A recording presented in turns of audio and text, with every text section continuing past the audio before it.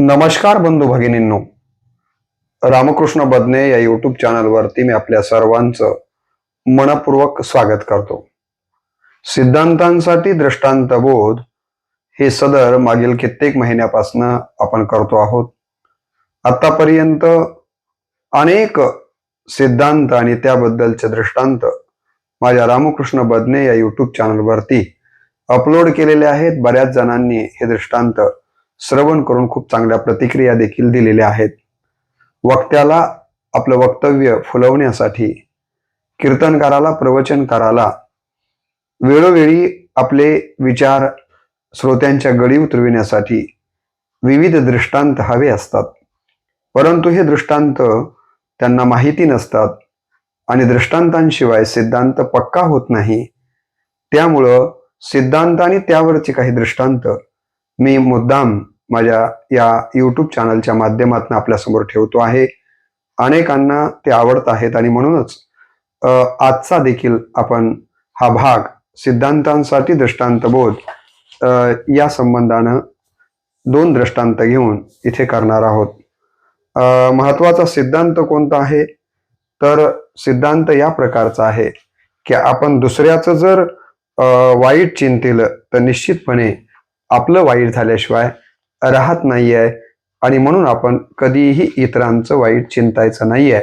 हा सिद्धांत डोळ्यासमोर ठेवून या ठिकाणी 2 दृष्टांत मी या व्हिडिओच्या माध्यमातून आपल्यासमोर ठेवतो आहे.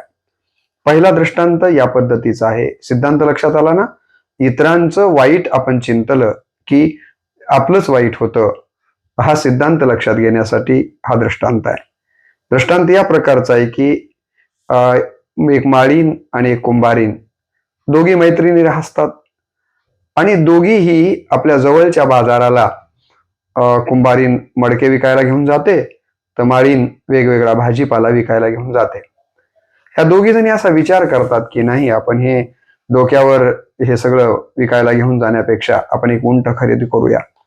दोघी जणी मिळून एक उंट खरेदी करतात आणि त्या उंटाच्या वरती दोघी जणीही बाजारला जाणारा जे काही त्यांचं हिचे मडके आणि तिची भाजी टाकून विकायला घेऊन जातात. असंच एकदा या दोघींनी उंटावरती या ठिकाणी माळीनबाईनं त्यावेळेला मेथीच्या पेंड्या बांधल्या, मेथीची भाजी एका बाजूला टाकली आणि दुसऱ्या बाजूला, म्हणजे आपल्याला माहिती आहे की ती फरशी असते तशा पद्धतीनं, एका बाजूला उंटाच्या पाठीवर मडके आहेत आणि दुसऱ्या बाजूला त्या मेथीच्या पेंड्या आहेत आणि जिकून मेथीच्या पेंड्या आहेत त्याच्या पाठीमागं कुंभारीन चालते आहे आणि जिकून मडके आहेत त्याच्या पाठीमागं माळीन चालते आहे आणि उंट लगा लगा लगा लगा तो बाजाराच्या दिशेने निघालेला आहे. जाता जाता उंटाला रस्त्यामध्ये भूक लागते आणि म्हणून उंट चालता चालता पाठीमागे वळून पाहतो तर त्याला मेथीच्या पेंड्या दिसतात आणि तो अशी मान लांबून त्यातली एक पेंडी खातो आणि त्याला आता चटक लागते की आपण मेथीच्या पेंड्या खाल्ल्या पाहिजे. तो एक एक मेथीची पेंडी खायला लागलाय. त्या मेथीच्या बाजून असलेली जी कुंभारीण आहे तिला मात्र खूप आनंद होतोय की खाऊ द्या, त्या माळणीच्या जेवढ्या भाजी खायच्या तेवढी खाऊ द्या, जेवढी तिची जास्त भाजी खाईल तेवढी तिला बाजारामध्ये पेंड्या कमी विकायला मिळतील आणि तिच्याकडे पैसे कमी येतील. माझे मात्र मडके जशाचे तसे राहतील आणि सगळे मडके विकल्याच्या नंतर मला जास्तीचे पैसे मिळतील. असा कोता विचार, दुष्ट विचार या ठिकाणी कुंभारणीच्या मनात येतो. म्हणजेच माळणीचं वाईट ती चिंते आणि त्या पद्धतीनं तो उंट कितीही पेंड्या खात असला तरी ती त्याला काहीच करत नाही, उलट आनंद घेते.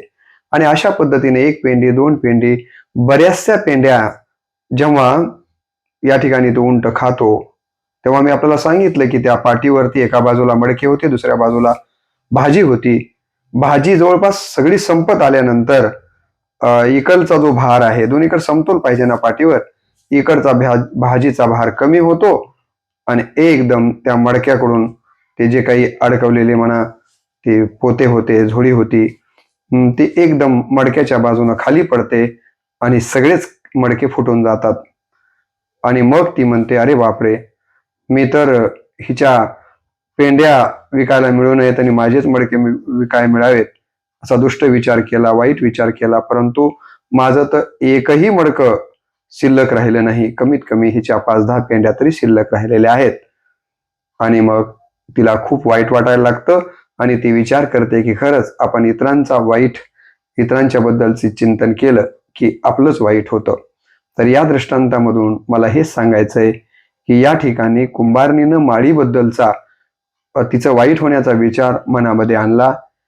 झालं असेल माळणीचं वाईट, परंतु त्याच्यापेक्षा जास्त वाईट या कुंभारणीचं झालं, कारण कुंभारणीचं तर एकही मडकं शिल्लक राहिलं नाही. कमीत कमी माळणीचे काही मेथीच्या पेंड्या तरी शिल्लक राहिल्या.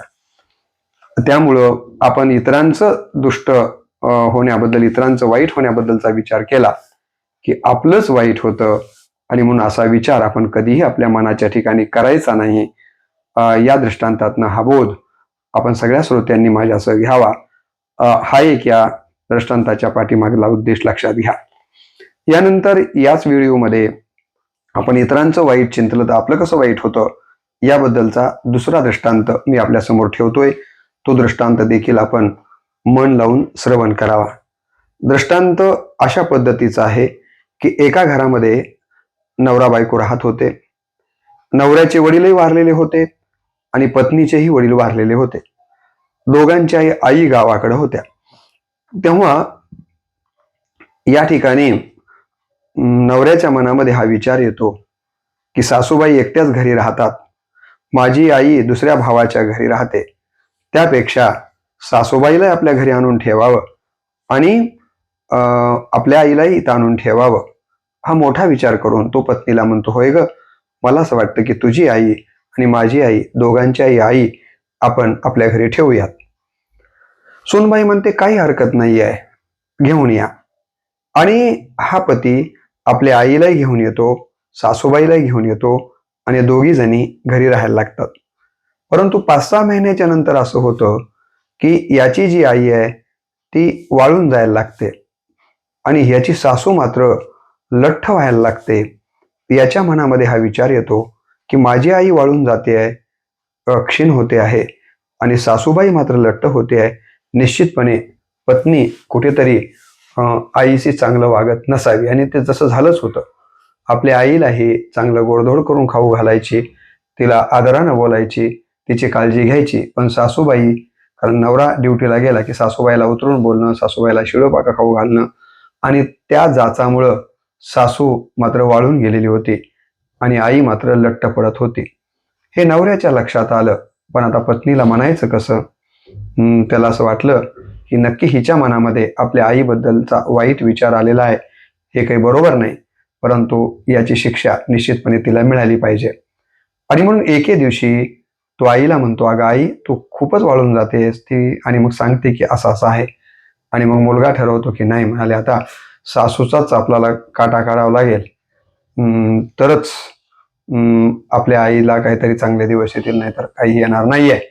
आणि म्हणून तो एके दिवशी रात्रीला म्हणतो, होय ग, माझी आई काही वागायला बरोबर नाहीये. माझ्याला जन्म दिलेली जरी असली तरी मला इतका राग याला आईचा, असं वाटतं की रात्रीला झोपीत तिच्या डोक्यात धोंडाच घालावा. आणि हे शब्द ऐकल्याबरोबर पत्नी जाम खुश होते. अहो, म्हणाली, खरंच तुम्ही माझ्या मनातलं बोललात, सासूबाई काही बरोबर नाही आहेत म्हणले. सांगा मग कधी घालायचा धोंडा? तो म्हणाला, आता नेक काम को देर क्यों, आज रात्रीच्याला आईच्या डोक्यात धोंडा घालूया आणि आईला या जगातनं संपून टाकूया. सुनबाईला किती आनंद, गगनात मावेना असा आनंद. बरं झालं काटा पोराच्या हातानं त्याच्या आईचा निघणार आहे. म्हणून ती म्हणते, ठीक आहे. पण मुलानं हळूच आईला सांगितलेलं असतं, आई, संध्याकाळी तू ज्या ठिकाणी झोपतेस त्या ठिकाणी तू झोपू नकोस, तुझ्या ठिकाणी सासूबाईला झोपते, आणि जे काय तू पांघरून घेतेस ते सुद्धा पांघरून बदल. ते सासूबाईला तुझं पांघरून देन, तिचं पांघरून तू घे आणि जागा बदल. आणि पत्नीला म्हणतो, हे बघ, संध्याकाळी 12 वाजता आपण उठूया आणि जिथं कुठं आई झोपलेली असेल माझी, तिथं तिच्या डोक्यात धोंडा घालूया.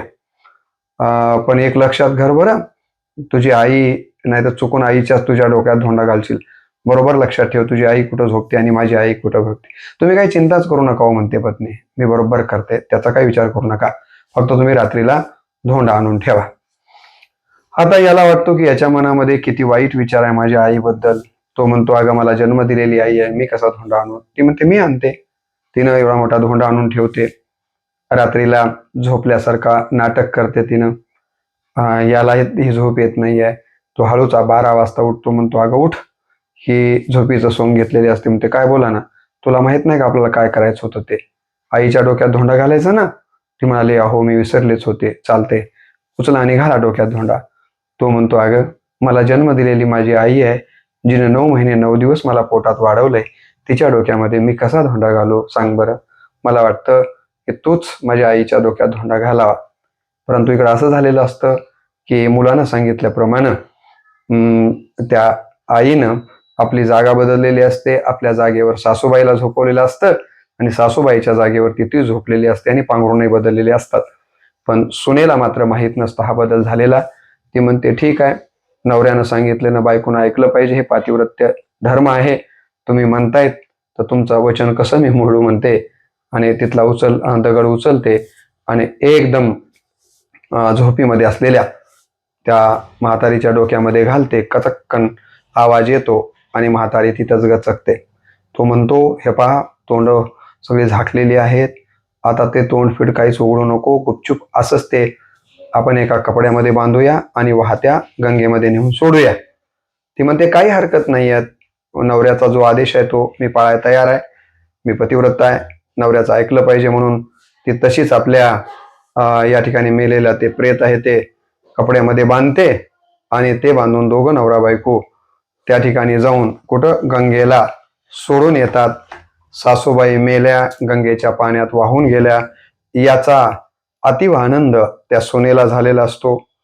आणि ती आनंदाच्या भरामध्ये म्हणते, सासूबाई पुरात डुबू गेल्या.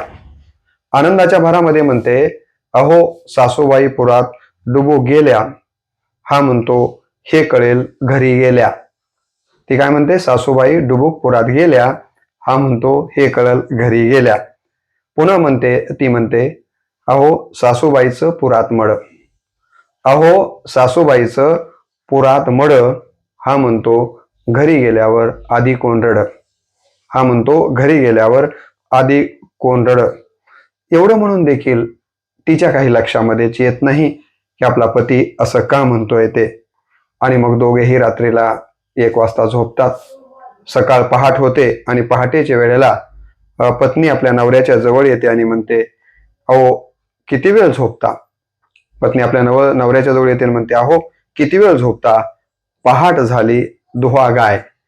गाय दुहणं म्हणजे दूध काढणं, दोहन करणं म्हणजे कासेमध्ये पाणी टाकून दूध काढणं, त्याला म्हणतात गाय धुणे.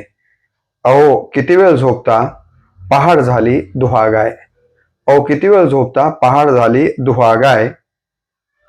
तो म्हणतो, या पट्ट्याची घरात माय. तो म्हणतो, या पट्ट्याची घरात माय. आणि बघितल्या म्हणल्या तिच्या मनामध्ये आता मात्र शंकेची पाल चुकचुकते की असं का म्हणतोय नवरा. पळत जाते आणि झोपलेली जी एक शिल्लक होती तिच्या तोंडावरलं पांघरून काढून बघते तर काय, सासूबाई जिवंत आहे आणि तिची आई तिनंच धुणा घालून मारून टाकलेली आहे. हे दृश्य तिच्या लक्षात येतं आणि मग तिचं मन म्हणतं की मी माझ्या सासूबाईबद्दलचा वाईट विचार केला, तिला मारण्याचा विचार केला. सासूबाई तर मेल्याच नाहीत, उलट माझीच आई मी माझ्या हातानं मारली.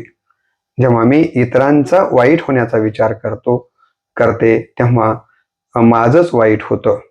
आणि म्हणून आपण आपल्या आयुष्यामध्ये इतराचं वाईट होण्याचा विचार कधीच करायचा नाहीये.